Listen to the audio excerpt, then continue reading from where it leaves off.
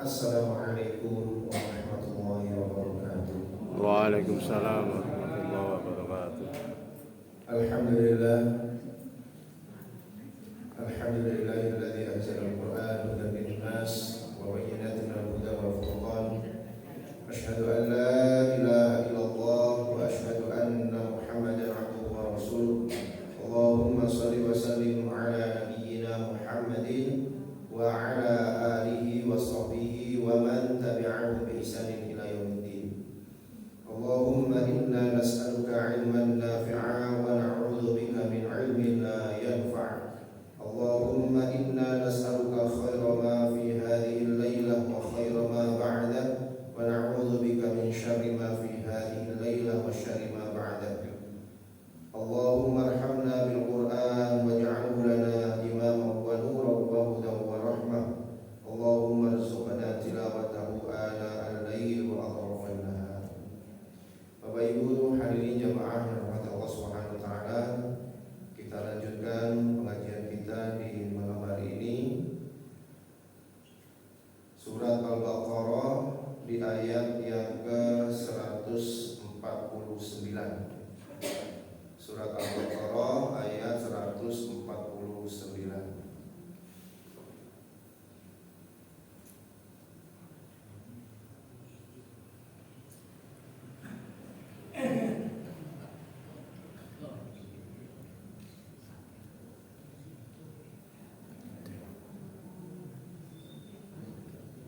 Seperti biasa kita akan membaca ayatnya terlebih dahulu, baru kemudian terjemahnya dan tafsirnya. A'udzu billahi minasy syaithanir rajim.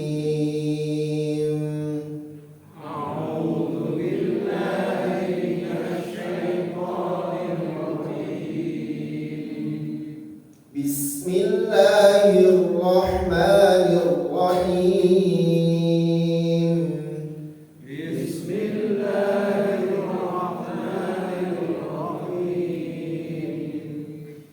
Wa min haitsu kharajta fawalli wajhaka syatral masjidil haram.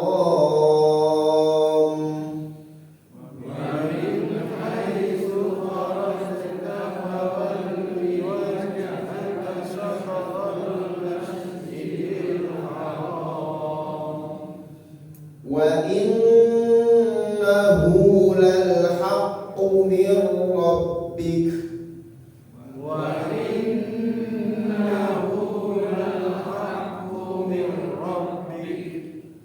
Wa mallahu bighafilin amma ta'malun.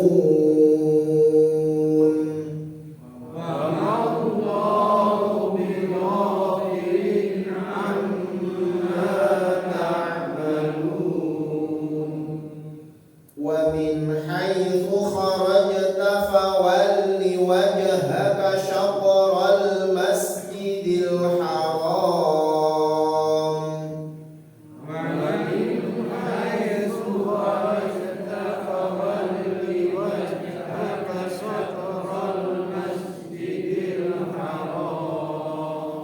Wa haitsu ma kuntum fawallu wujuhakum syatrah.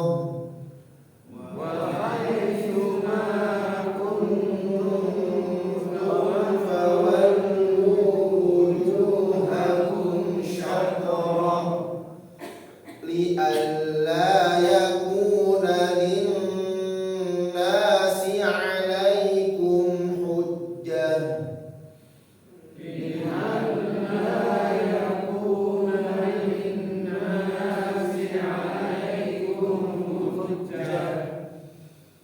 Li'alla yakuna lin-nasi 'alaikum hujjatun illa alladhina zalamu minhum.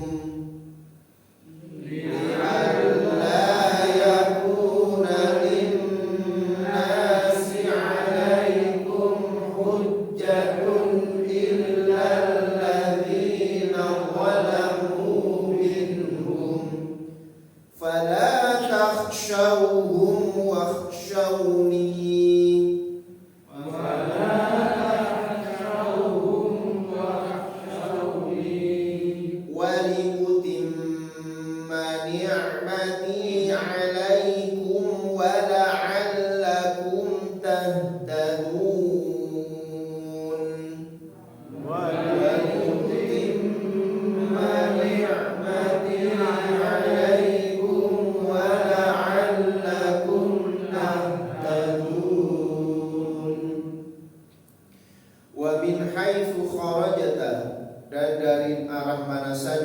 keluar atau kemana saja kamu pergi, fawalli wajhaka, maka hadapkanlah wajahmu syatral masjidil haram, ke arah masjidil haram.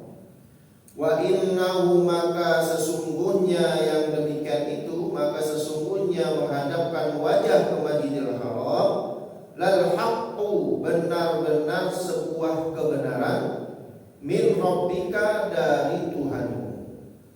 Wa mallahu bighafilin, dan tidaklah Allah lalai, amma, terhadap apa yang ta'maluna, kamu lakukan.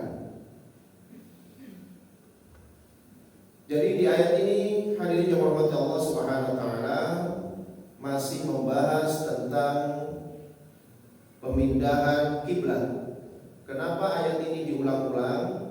Karena memang pada saat itu pemindahan kiblat itu merupakan berita yang sangat besar, menghebohkan negeri Arab pada saat itu. Tidak hanya orang-orang ahlul kitab, bahkan orang-orang musyrikin Mekah juga terguncang pada saat itu. Ya. Maka ini menjadi berita yang heboh, menjadi berita yang hebat. Kalau zaman sekarang itu mungkin berita ini bisa digoreng gitu Pak, untuk menjatuhkan Nabi Muhammad. Ya. Sekarang ini kan dikit-dikit berita itu digoreng ya, supaya menjatuhkan marwah seseorang. Nah dulu ini juga sempat terjadi seperti itu, sempat viral ini. Ya. Makanya kemudian oleh Allah Subhanahu wa taala ayat ini diulang-ulang. Di dalam tafsir As-Sa'di disebutkan ini menjadi takkid, menjadi penguat. Ya, sehingga diulang lagi itu supaya menjadi penguat. Buat siapa? Ya buat Nabi Muhammad dan pengikutnya. Karena nanti dengan kejadian ini banyak di antara umat Islam yang masih rapuh imannya, kemudian mereka kembali kepada ajaran nenek moyangnya terlebih dahulu. Kenapa demikian? Ya karena ini tadi berita ini sangat luar biasa. Ya, di mana tadinya Rasulullah SAW menghadapkan arah wajahnya ketika beribadah itu ke Baitul Maqdis, kemudian diperintahkan oleh Allah Subhanahu wa taala supaya memutar tubuhnya dan menghadapkan wajahnya ke arah Masjidil Haram. Dan kemana saja kamu keluar, fawalli wajhaka syatral Masjidil Haram, maka hendaknya kamu palingkan wajahmu, kamu hadapkan wajahmu ke arah Masjidil Haram. Nah, hadirin yang dirahmati Allah Subhanahu wa taala, sehingga dari ayat ini kita bisa mengambil satu kesimpulan bahwa kiblat itu ada dua. Ya, kiblat itu ada dua. Satu, kiblat itu adalah menghadap langsung ke arah Ka'bah, itu bagi mereka yang melihat Ka'bah. Bagi mereka yang melihat Ka'bah, maka kiblatnya adalah langsung menghadap ke arah Ka'bah. Sementara bagi mereka yang tidak melihat secara langsung kepada Ka'bah, maka kiblatnya adalah syatroh, arah Ka'bah. Nah, jadi beda ya, menghadap langsung ke arah Ka'bah dengan menghadap arahnya Ka'bah. Jadi kalau misalnya tidak pas betul gitu sudutnya ya nggak apa-apa, yang penting arahnya kemana Ka'bah itu. Karena kalau kemudian kita diperintahkan untuk kiblat itu harus menghadap ke Baitullah, ke Ka'bah, pasti akan kesulitan kita, apalagi ada di Indonesia ini. Ya, kita tidak bisa melihat secara tepat ya rahmatnya Allah Ka'bah itu. Apalagi ukuran Ka'bah itu ya kecil aja sebenarnya kalau dibandingkan dengan luas bumi ini semua menghadap ke arah sana ya pasti tidak akan nyampe itu. Kalau di dekat Ka'bah bisa saja ya rahmatnya Allah muter, semua wajah menghadapkan ke sana, tapi kalau sudah dunia maka akan sulit itu. Makanya syatrul Masjidil Haram. Ya, jadi bukan menghadap ke Ka'bahnya tetapi menghadap ke arah Ka'bahnya. Bagi mereka yang sholat di depan Ka'bah maka tidak sah hukumnya kalau menghadapnya itu tidak ke arah Ka'bah. Tapi bagi mereka yang di luar Masjidil Haram, ketika mereka tidak melihat arah Ka'bah maka mereka cukup menghadapkan wajahnya ke arah itu.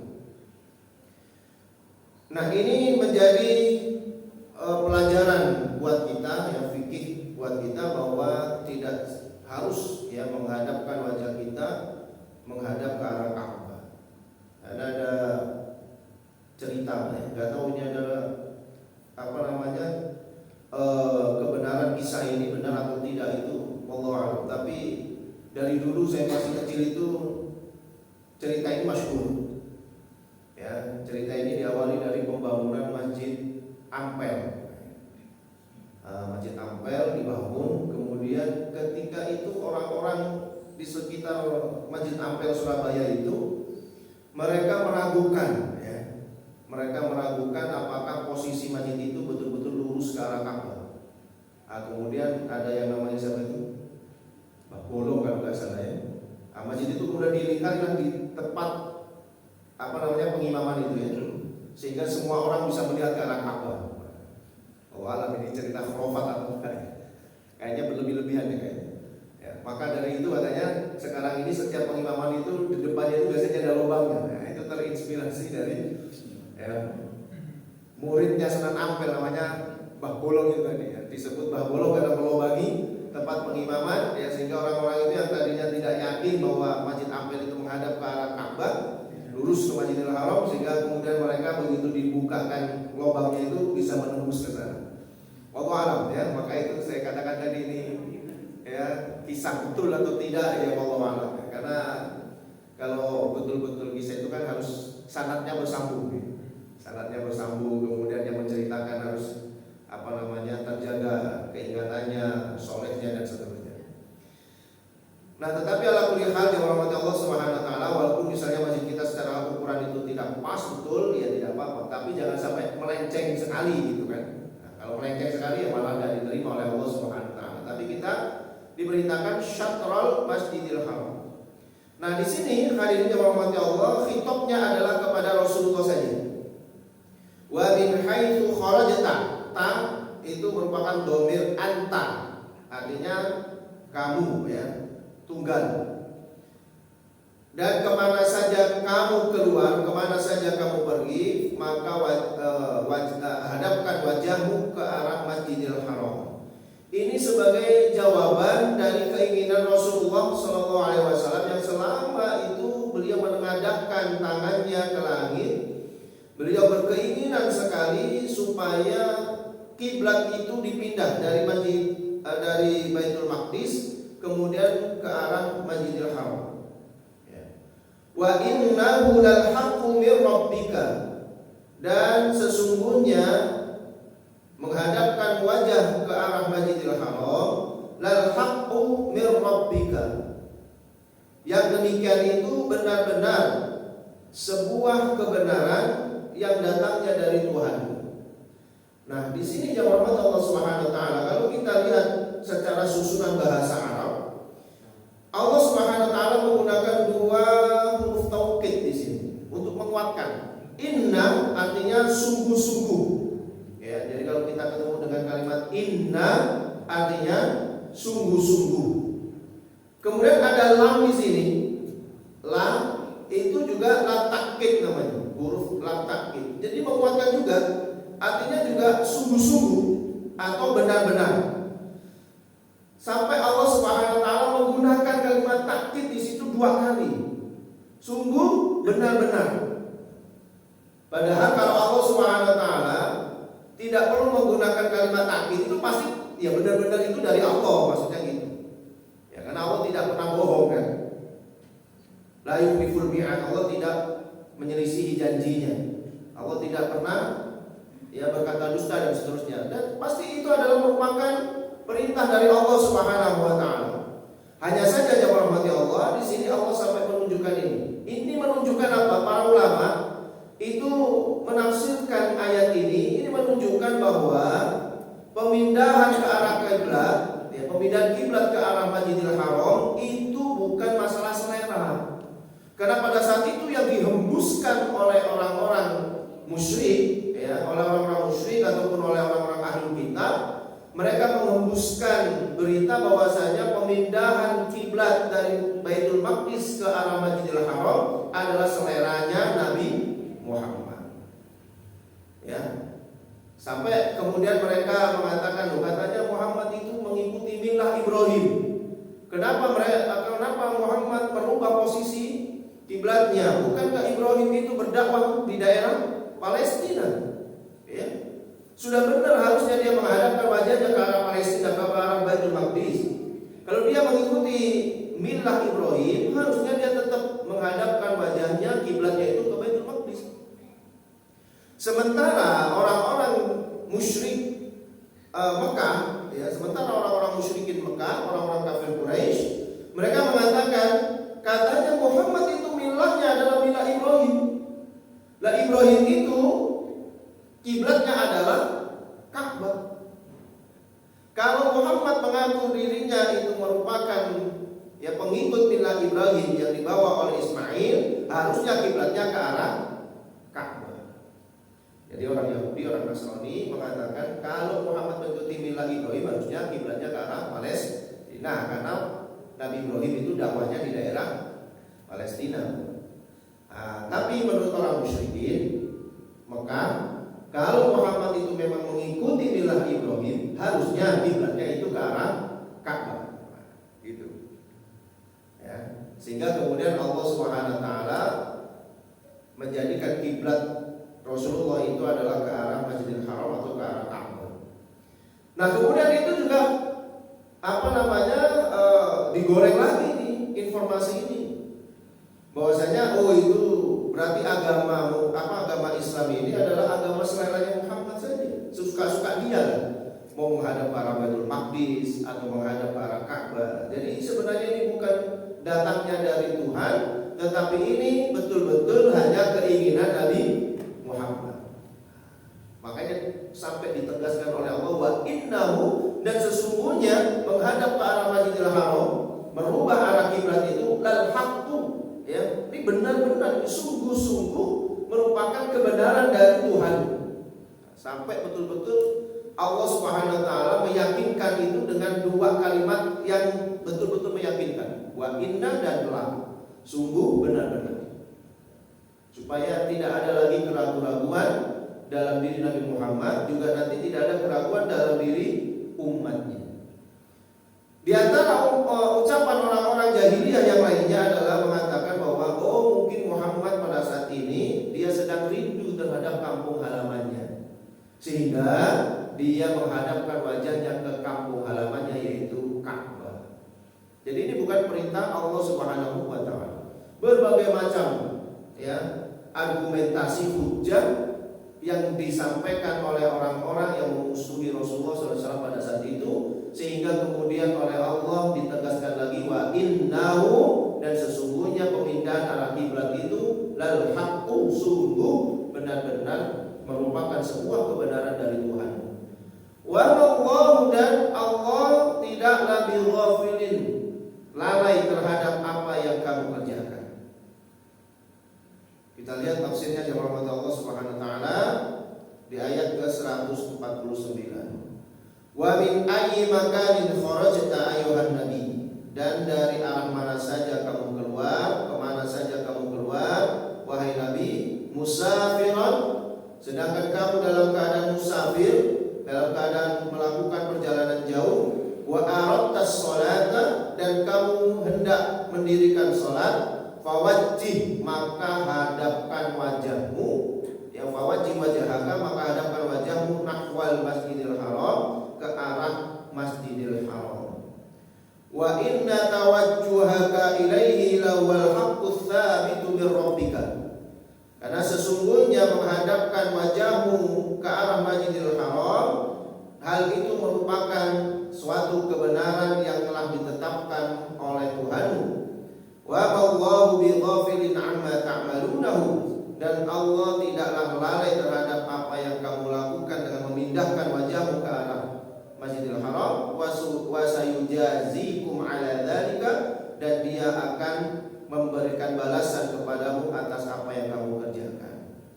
Nah, jadi hadirin yang dirahmati Allah, ya, ketika kita menjadi seorang musafir, ketika kita melakukan perjalanan jauh, maka yang harus kita lakukan adalah mengetahui arah kiblat kalau kita mau sholat. Ya. Kalau kita tidak mengetahui arah kiblat, maka kita diperbolehkan untuk ijtihad. Ijtihad meyakini bahwa kita sholat itu menghadap ke arah kiblat.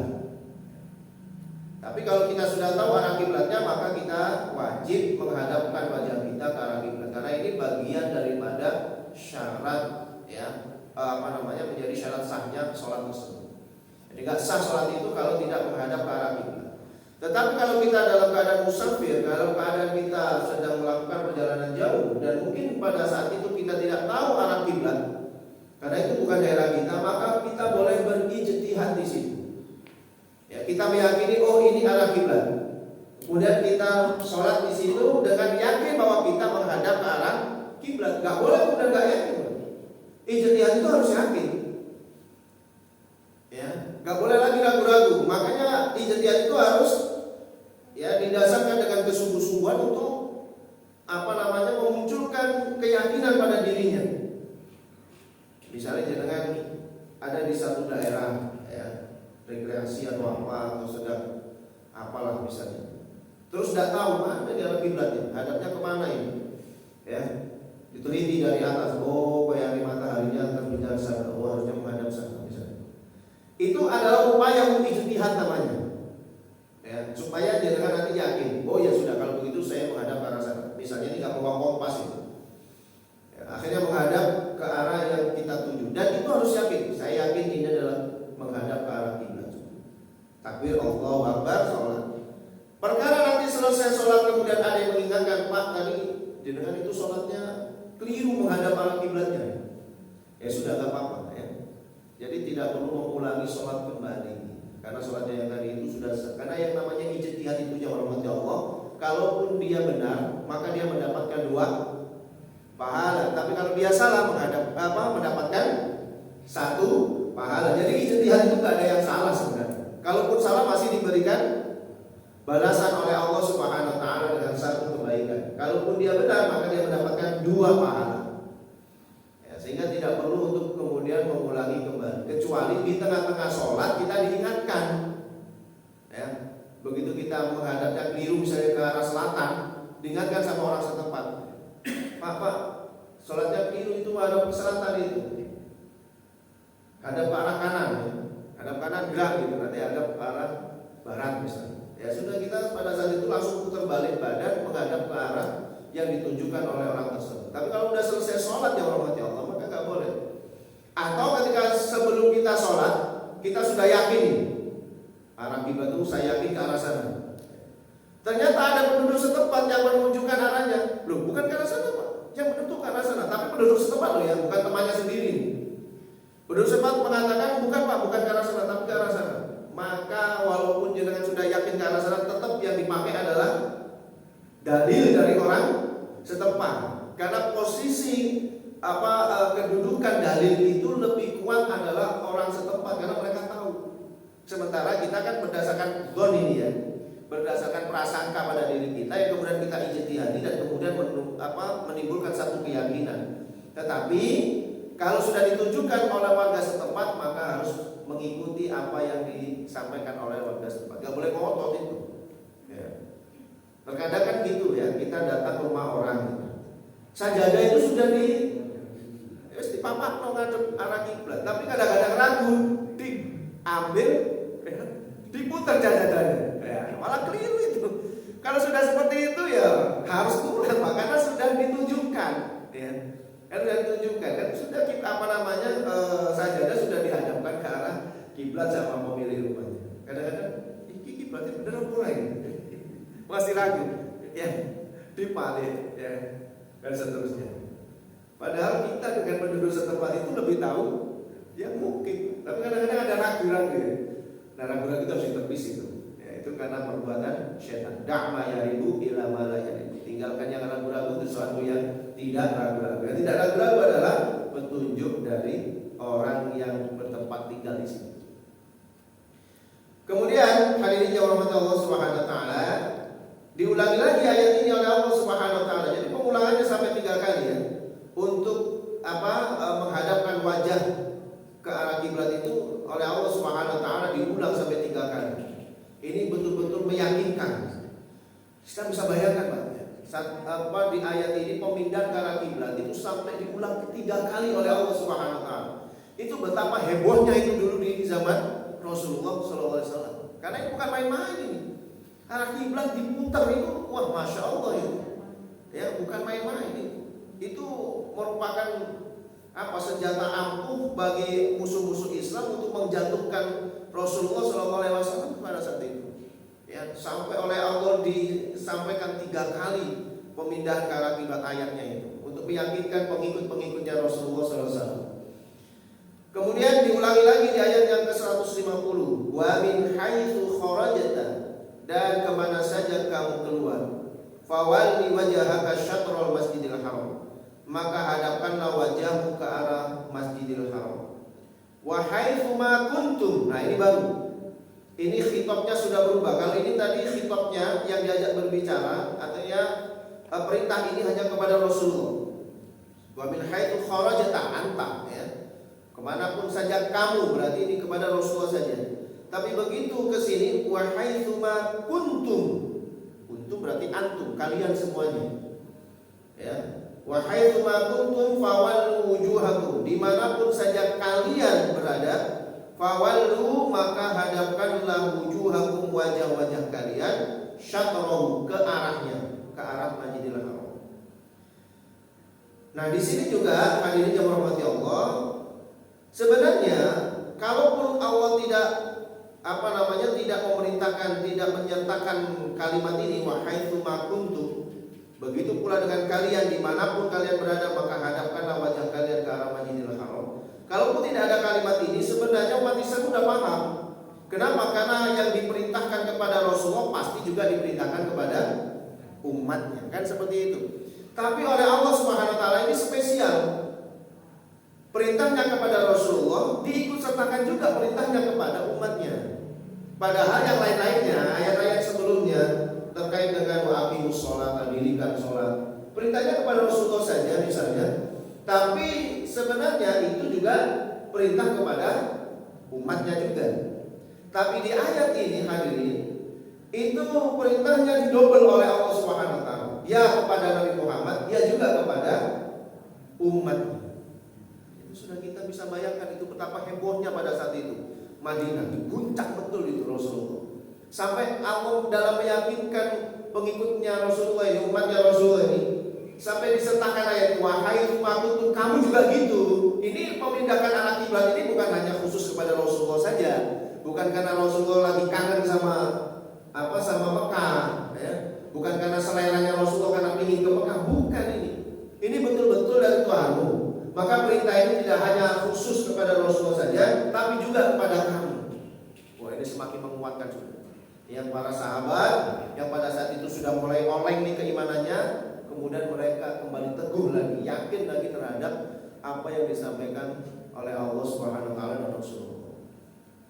Berarti ini subhanallah ya, hadirin, kalau kita hidup di zaman itu bagaimana gemparnya Madinah pada saat itu.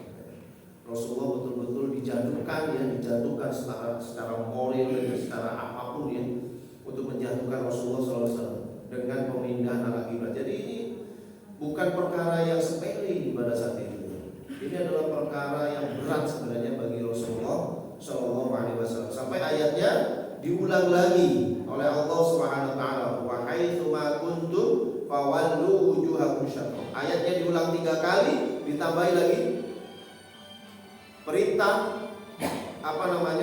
kepada umatnya juga.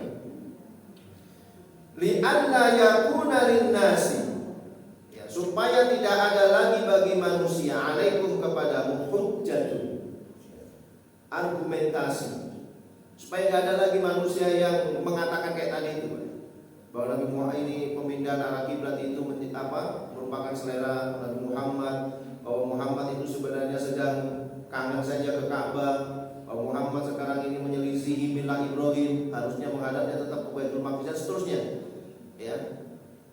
Li'alla yakuna linnasi 'alaikum hujjatun, supaya tidak ada lagi bagi manusia itu hujjah kepadamu, argumentasi penangkalan ya terhadap apa yang sudah diputuskan oleh Allah Subhanahu wa taala. Illal ladzina zalamu minhum,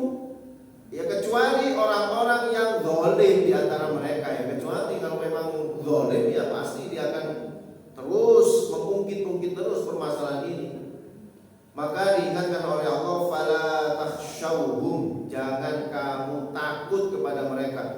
Wakhshawni, dan takutlah kepadaku. Waliutimma ni'mati, supaya aku menyempurnakan nikmatku alaikum kepadamu, wala'allakum tahtadun, supaya kamu semuanya mendapatkan petunjuk. Wa min ayyi makanin kharajta ayuhan nabi fatawajjaha ilal masjidil haram. Dimanapun kamu berada, ya wahai nabi, maka hadapkanlah wajahmu ke arah masjidil haram. Wa haitsuma kuntum ayyuhal muslimun, dan demikian pula dengan kalian wahai muslimun, dimanapun kalian berada, bi ayyi qutrin min aqtaril ardi, ya, dari belahan bumi manapun saja, fawallu wujuhakum nahwal masjidil haram, maka hadapkanlah wajahmu menghadap ke arah masjidil haram. Dimanapun belahan bumi manapun kalian berada, maka hadapkanlah ke arah masjidil haram. Likai la yakuna linnasi al-mukhallifina lakum ihtijajun alaikum bil mukhasamati wal mujadalah, supaya tidak ada lagi manusia yang menentang kepadamu. Mereka itu mendapatkan argumentasi kepadamu untuk berjidal, untuk berdebat dengan, supaya tidak ada lagi lah, mereka tidak punya lagi argumentasi untuk berdebat dengan, yang mengatakan bahwa oh ini selera Muhammad lah, oh ini Muhammad lagi rindu, oh ini Muhammad lagi menyelisih milah Ibrahim misalnya. Tidak ada lagi hujah-hujah seperti itu akhirnya nanti. Dengan dikuatkan 3 ayat sekaligus diturunkan kepada Rasulullah SAW. Kemudian juga perintahnya secara spesifik juga kepada umatnya. Wahai tsuma kuntum, begitu pula dengan kalian, kemanapun kalian menghadapkan, berada di bumi, belahan bumi manapun, hadapkan wajahmu ke arah Masjidil Haram. Dengan demikian ya rahmat Allah, sudah tidak ada lagi hujah-hujah, argumentasi yang dilakukan oleh musuh-musuh Islam, sudah tertutup sudah.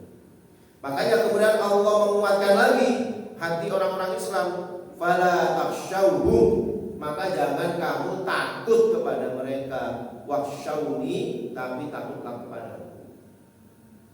Ini sebenarnya memberikan gambaran kepada kita ya. Sebenarnya orang-orang yang tidak suka dengan Islam itu akan senantiasa bikin makar kepada umat Islam. Selalu bikin makar kepada umat Islam untuk menjatuhkan Islam itu sendiri, untuk menjatuhkan umat Islam itu sendiri. Maka dengan makar-makar mereka itu sebenarnya kita diingatkan oleh Allah, fala takhshawhum, jangan takut dengan makar mereka, wakhshawni, tapi takutlah kepada aku. Justru ketika kita ditimpa dengan makar-makar itu tadi, seharusnya kita meningkatkan ketaatan kita, meningkatkan ketakwaan kita kepada Allah Subhanahu wa taala. Karena kata Allah, wa makarallah wallahu khairul makirin. Wa makaru, mereka membuat makar, mereka membuat tipu daya. Tetapi Allah juga bikin tipu daya. Dan tidak ada yang lebih baik tipu dayanya kecuali tipu daya milik Allah Subhanahu wa taala. Sampai hari ini hadirin yang dirahmati Allah, betapa banyak orang-orang di luar umat Islam ini, mereka membuat makar, membuat tipu daya kepada umat Islam. Tidak hanya yang membuat makar itu adalah orang-orang yang katakanlah berbeda agama dengan kita, berbeda keyakinan dengan kita. Terkadang mereka bisa jadi mengutus orang-orang yang ada di dalam agama kita. Ya. Dia Muslim, tapi kemudian masih bisa dibeli, masih bisa dibayar misalnya, untuk kemudian membuat makar-makar itu. Kita sudah ditampakkan betul ya, di lingkungan kita, di televisi, di media sosial dan seterusnya. Orang-orang seperti ini, ya dia Muslim, namanya saja Islam. Bahkan kemudian mereka juga menyatakan dalam dulu saya mondok di sini misalnya, kemudian pakai songkok lagi dan seterusnya. Bahkan kadang mengaku keturunan ulama misalnya, Gus, Kiai dan seterusnya. Untuk apa semuanya itu? Untuk membuat makar kepada umat Islam, menjatuhkan Islam. Ya, kemudian ya, wah ini umat Islam ini yang garis lurus, garis apa misalnya, pengkhianat macam itu. Yang tujuannya memang itu tadi, ya, melemahkan umat Islam. Dan orang-orang ini sudah dibayar. Ya. Karena kalau misalnya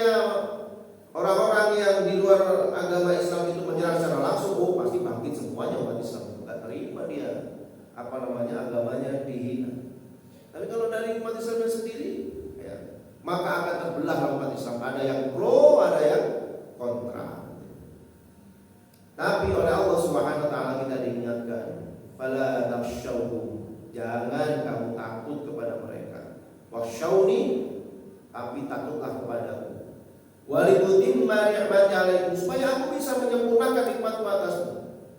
Supaya Allah Subhanahu wa taala memberikan pertolongan kepada kita walaupun mereka menggunakan makar-makar tadi itu, Allah tetap akan menolong kita. Ketika apa? Kita tingkatkan rasa ketakutan kita, ketaatan kita, ketakwaan kita kepada Allah Subhanahu wa taala. Makanya sebenarnya dengan kondisi seperti ini, hadirin jemaah, kita itu semakin yakin terhadap Islam itu. Ya. Kalaulah Islam ini bukan dari Allah Subhanahu wa taala, tentunya Islam hari ini sudah tidak ada di muka bumi ini. Ya, kalaulah Islam ini bukan datang dari Allah, sudah pasti agama Islam itu tidak ada di muka bumi ini. Kalau dilihat dari segala penjuru dunia itu sekarang ini, ya, isinya keroyok Islam semuanya sudah. Ya, yang bisa dengan secara fisik ya fisik, ya, seperti yang di Xinjiang misalnya. Ya, secara fisik mereka, ya, masjid dibakar, orang-orangnya dikejar-kejar dan seterusnya, diusir, ya, dan seterusnya. Kemudian yang di Palestina, yang di mana-mana saja, yang mereka bisa melakukan secara fisik ya fisik. Tetapi yang tidak bisa melakukan secara fisik, ya, secara ideologi, ya, pola pikir yang dirusak, budaya yang dirusak. Masya Allah, luar biasa. Ya, Islam didiskreditkan, macam-macam sudah dipisahkan antara agama dengan kehidupan dan seterusnya. Makanya kalau Islam ini bukan dari Allah Subhanahu wa taala, sudah pasti hilang agama ini. Tapi karena ini betul-betul merupakan agama yang diridhoi oleh Allah Subhanahu wa taala, maka agama Islam ini akan tetap ada. Yang tidak ada jaminan itu adalah kita. Kalau Islamnya tetap ada di muka bumi ini, yang tidak ada jaminan itu kita. Apakah kita tetap bersama Islam atau tidak? Makanya diingatkan lagi oleh Allah, fala tasyawun, dah gak usah takut kepada mereka. Ya, wasyawun, takutlah kepada aku. Supaya apa? Waliutimma ni'mati 'alaikum, supaya aku bisa menyempurnakan nikmat atas artinya Allah akan memberikan pertolongan kepada kita. Wala'allakum tahtadun, supaya kalian itu yang mendapatkan petunjuk dari Allah Subhanahu wa taala. Kemudian di sini disebutkan yang rahmati Allah, likaila yakuna lin-nasi al-mukhalifina lakum ihtijajun 'alaikum bil mukhasamati wal mujadalah, supaya orang-orang yang menentang itu tidak ada lagi argumentasi untuk menyerang terhadap pemindahan arah Ka'bah ini. Ya. Walikai utimma ni'mati 'alaikum di atas. Ba'da hadhihi tawajjuh ilaihi, setelah pemindahan arah kiblat ini, illa ahlul zulmi wal inadi minhum, kecuali orang-orang yang memang zalim dan orang-orang yang menjadi penentang. Tetapi kata Allah Subhanahu wa taala, fasayughalluna ala jidalihim, Allah akan mengalahkan mereka atas jidalnya, debat-debatnya tadi itu, argumentasinya itu akan dikalahkan oleh Allah Subhanahu wa taala. Maka fala takhafuhum, jangan kalian takut kepada mereka, wa khafuni, tetapi takutlah kepadaku. Dengan apa? Bimtithali amri, dengan menjalankan perintahku. Tetap aja sudah menghadap ke arah kiblat.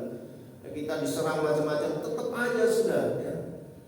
Misalnya, ini kalau orang yang Islam yang rajin ke masjid dikatakan radikal, tidak usah takut, datang aja sudah, gak masalah itu. Ya, kalau kita makin takut, ya makin jauh kita dengan Allah Subhanahu wa taala. Tapi kalau kita datang, Allah akan menyempurnakan nikmatnya, ditolong kita oleh Allah Subhanahu wa taala.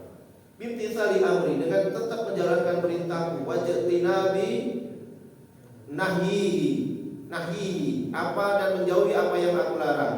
Walikai utimma nikmati 'alaikum, supaya aku menyempurnakan nikmatku atasmu, bi ikhtiyari akmali syara'i lakum, dengan menyempurnakan syariat-syariat Allah kepada kalian. Wa la'allakum tahtaduna ilal haqqi was-shawab, supaya kalian mendapatkan petunjuk, ya, ke arah jalan yang benar, was-shawab, dan benar. betul-betul benar, supaya kalian mendapatkan petunjuk yang betul-betul yang benar ya. Kalau kita tetap istiqomah di jalan Allah Subhanahu wa taala, walaupun cercaan, hinaan, makar yang yang dilancarkan oleh orang-orang yang menjadi musuh-musuh Islam ini, tapi kalau kita istiqomah maka Allah akan menyempurnakan nikmat itu ya rahmat Allah. Ya, apalagi memang sudah menjadi sunnatullah memang. Ya. Kalau dulu di zaman Rasulullah itu dimusuhi oleh orang-orang ahlul kitab dan orang musyrik saja. Orang-orang munafik tidak berani dulu memusuhi Rasulullah. Kemudian kalau di zamannya Abu Bakar dimusuhi oleh orang-orang yang murtad, mengaku jadi nabi, lalu keluar dari agama Islam, mau bayar zakat gitu kan. Kemudian di abad-abad pertengahan umat Islam dihadapkan dengan orang-orang yang musyrik, Mongolia musuhnya, sampai Baghdad hancur. Kekuatan Mongolia pada saat itu hanya dikalahkan oleh pasukan dari Mesir saja, Ultus namanya. Itu yang kemudian memporak-porandakan pasukan Mongol. Padahal pada saat itu Mongolia ini ditakuti di dunia. Dia hancur, tapi kemudian keturunan Mongol itu justru banyak yang masuk Islam. Banyak masuk Islam. Salah satunya nanti mendirikan Turki. Turki itu juga masih keturunan dari orang-orang Mongol. Karena memang dalam sejarah itu Genghis Khan itu keturunannya kemana-mana. Pokoknya dia menjajah kemana, dia ambil wanita-wanita dan seterusnya. Makanya sampai ada penelitian hampir separuh dunia ini bisa jadi keturunannya Genghis Khan, karena saking luar biasanya Genghis Khan dulu. Jadi musuhnya seperti itu. Dan nanti di akhir zaman, umatnya Rasulullah di akhir zaman itu musuhnya semuanya. Musuhnya semuanya. Ya orang munafiknya, ya orang musyriknya, ya ahlul kitabnya, gitu, ateisnya. Kalau di zamannya tadi abad-abad pertengahan, abad ketika umat Islam mulai hancur itu musuhnya ateis, orang Mongol yang nggak ngerti agama, gitu kan. Tapi kalau di akhir zaman ini semuanya akan memusuhi umat Islam. Makanya dikuatkan lagi oleh Allah, "Fala takhshawhum wakhshawni." Maka jangan kamu takutlah kepadaku dengan tetap menjalankan perintahku dan menjauhi apa yang aku larang. Insyaallah Allah akan memberikan pertolongan. Demikian hadirin yang berhormat Allah Subhanahu wa taala yang kita pelajari dari firman Allah ayat ke-149 sampai 150 dari surah Al-Baqarah. Mudah-mudahan ini semakin menguatkan semangat kita untuk tetap berada di jalan agama Islam ini, walaupun cercaan, hinaan, cacian, makar yang dilakukan oleh musuh-musuh Islam ditujukan kepada kita. Kita berdoa